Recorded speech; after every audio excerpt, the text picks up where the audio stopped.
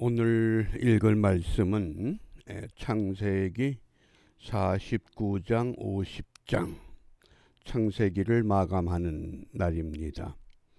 우리 묵상의 주제 입관하였더라. 입관하였더라. 창세기가 전체 1장부터 50장까지입니다.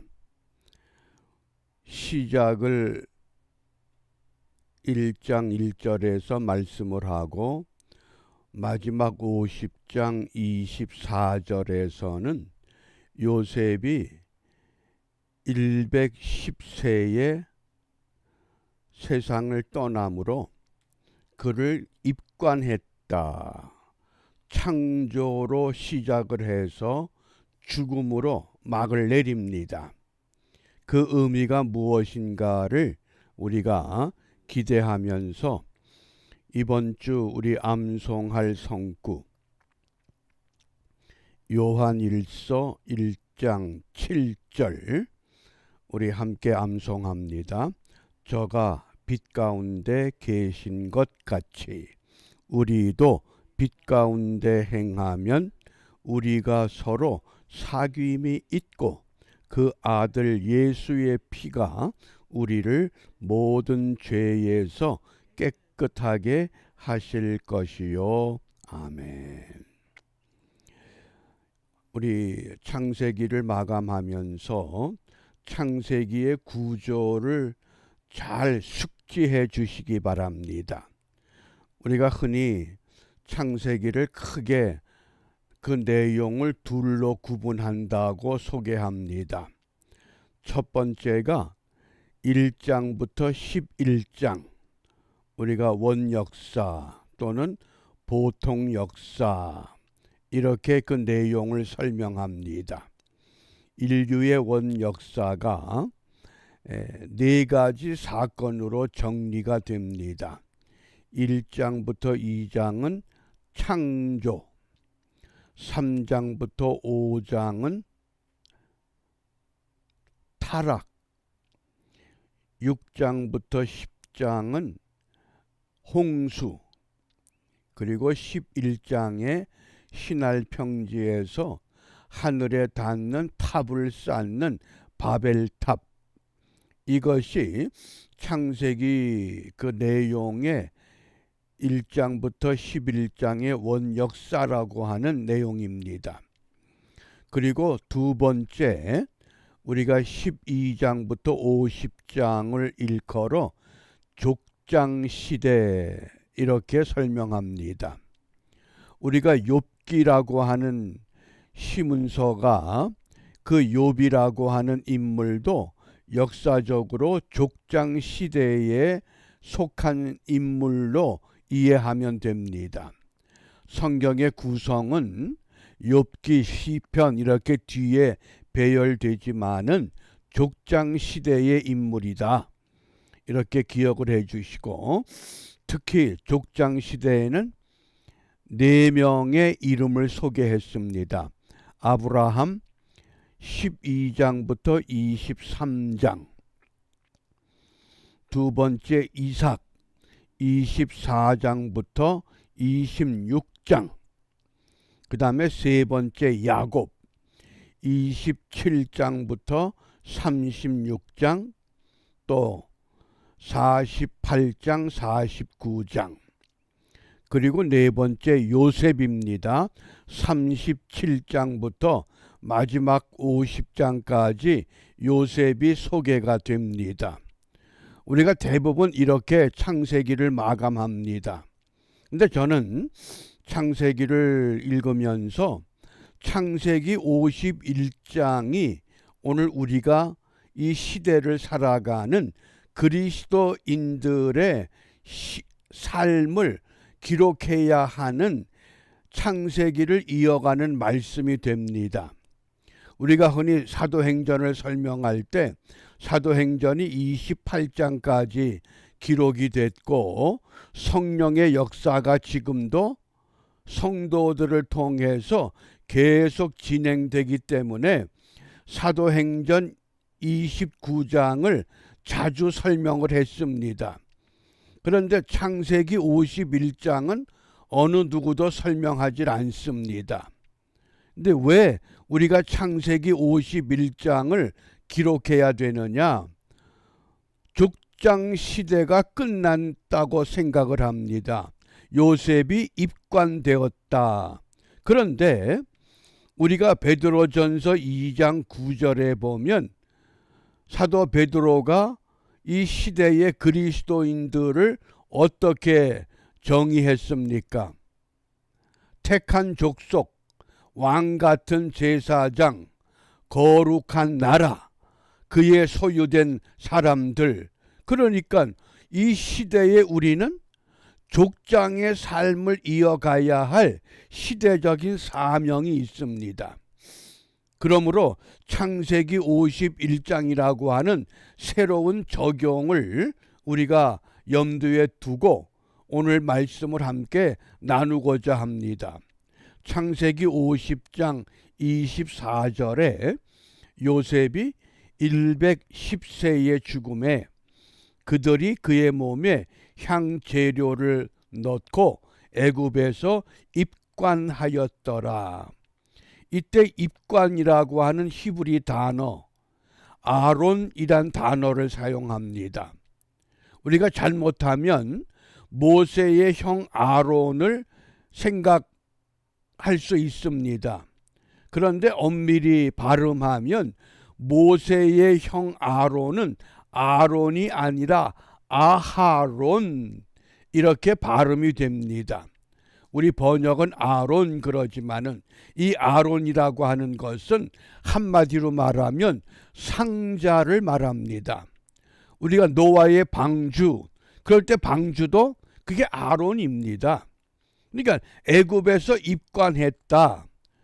이 아론이란 단어를 기억하시기 바랍니다.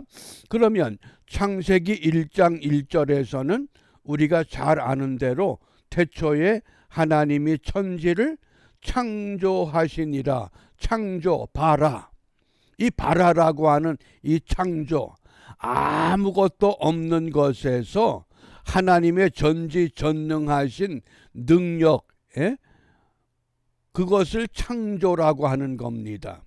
그러니까 사람을 만드실 때도 사람을 남자와 여자로 지으시는 이 창조의 솜씨, 이걸 좀 더 우리가 구체적인 이 창조 바라, 태초에 하나님이 천지를 창조하시니라, 이 바라라는 이 단어, 그리고 50장 24절의 입관 아론, 그래서 모세의 형 아론은 아하론, 히브리 단어로 보면 스펠이 다릅니다.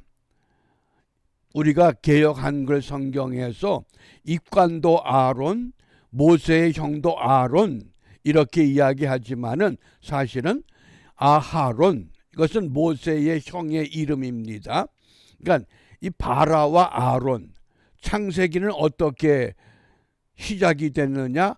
바라라는 단어로 시작해서 아론이라고 하는 단어로 막을 내립니다. 그런데 막을 내린 것이 아니라 족장이 아브라함과 이삭과 야곱과 요셉이 입관하였다. 그리고 그 다음에 출애굽기 1장이 시작이 됩니다.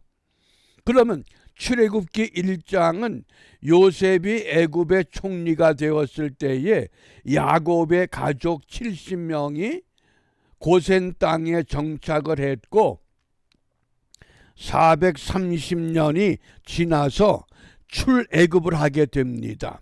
그러면 출애굽을 했던 히브리 백성들이 어디에서 40년을 보냈습니까? 광야에서. 광야에서 40년을 마감한 백성들이 두 번째 여호수아의 지도를 받아서 약속의 땅, 가나안 땅, 젖과 꿀이 흐르는 땅이라고 하는 약속의 땅으로 들어가게 됩니다. 그렇게 들어갔던 하나님의 백성들, 결국은 북왕국 이스라엘 남왕국 유다를 세웠지만은 이스라엘도 망하고 유다도 망합니다. 그리고 결국은 구약의 마지막 선지자 말라기를 통해서 구약이 마감됩니다.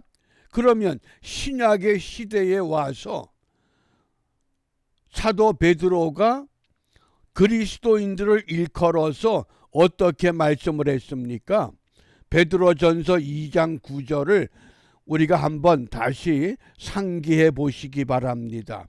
오직 너희는 택하신 족속이요 왕 같은 제사장들이요 거룩한 나라요 그의 소유된 백성. 뭡니까?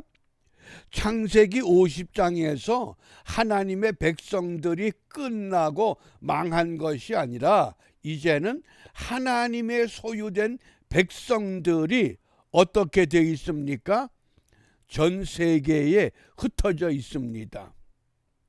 어느 나라에든지 분명히 하나님의 백성들이 있습니다. 그런데 하나님은 그들을 통해서 무엇을 원하신다 그랬습니까?